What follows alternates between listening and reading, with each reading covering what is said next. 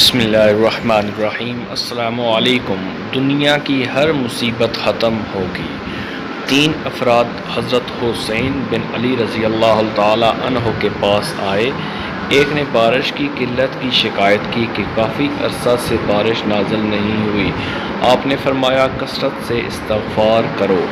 دوسرے نے کہا میرے ہاں اولاد نہیں ہوتی، میں اولاد کا خواہش مند ہوں۔ فرمایا کثرت سے استغفار کرو۔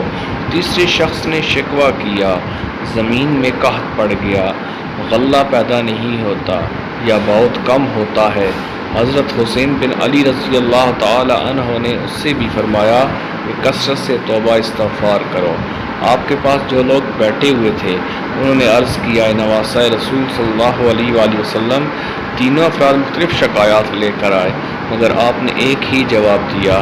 فرمایا کیا تم نے اللہ تعالیٰ کا فرمان نہیں پڑھا ہے؟